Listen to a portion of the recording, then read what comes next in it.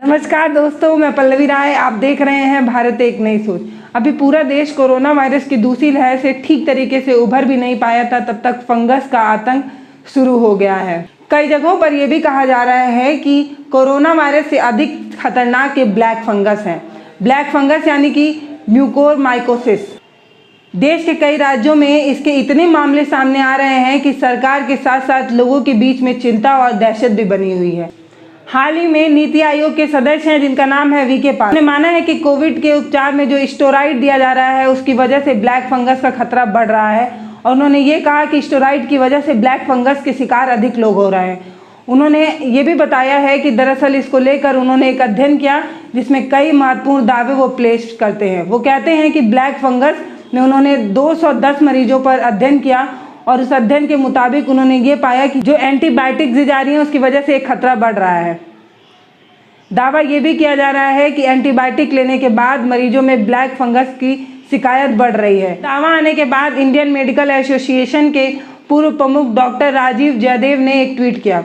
इस ट्वीट में उन्होंने बहुत महत्वपूर्ण बात बताई। उन्होंने कहा, डॉक्टर वीके पंडित द्वारा किए गए जो अध्ययन है उसमें जो वो दावा पेश करते हैं वो ब्लैक फंगस के मरीजों में से जो 14% मरीज हैं उनको किसी भी तरह की कोई भी एंटीबायोटिक नहीं दी गई है।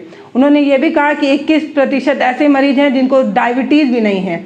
उन्होंने ये भी कहा कि दरअसल 52% ऐसे मरीज हैं जिनको ऑक्सीजन सपोर्ट पर भी नहीं रखा गया था।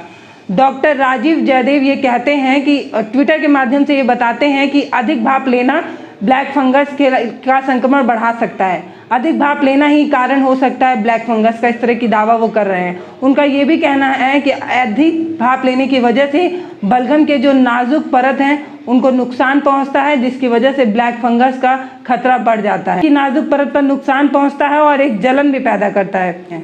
आगे वो लिखते हैं कि जिंक का अधिक इस्तेमाल भी खतरनाक हो सकता है। उन्होंने ये भी कहा कि ब्लैक फंगस एक जोखिम भरा कारक है जिस पर अधिक से अधिक जांच होनी चाहिए। उनका ये भी मानना है कि जिंक युक्त जो वातावरण होता है वो फंगस को फैलने और पनपने में अधिक मदद करता है। स्तनधारी कोशिकाएं संक्रमण से बचने के लिए जिंक और फंगस से दूर रहना चाहती है। जानकारी हमने इंडियन मेडिकल एसोसिएशन के पूर्व प्रमुख डॉक्टर राजीव जयदेव की ट्विटर अकाउंट से निकाली है। ये जानकारी आपको कैसी लगी है ये मुझे ज़रूर बताइएगा। इसके अलावा मैं आपको बता दूं कि अभी हमारे आसपास ब्लैक फंगस, वाइट फंगस और येलो फंगस नाम के कई फंगस हैं। जानकार ये भी बताते हैं कि दरअसल ये सारे फंगस के लक्षण लगभग एक जैसे हैं, तो इसको नाम बदलकर अगर बार बार इस्तेमाल किया जाए तो लोगों के बीच में दहशत बन सकती है। ऐसे में इसकी जांच ज़रूरी है। आपको ये जानकारी कैसी लगी है मुझे ज़रूर बताइएगा। नमस्कार, मैं पल्लवी राय। आप देख रहे हैं भारत एक नई सोच।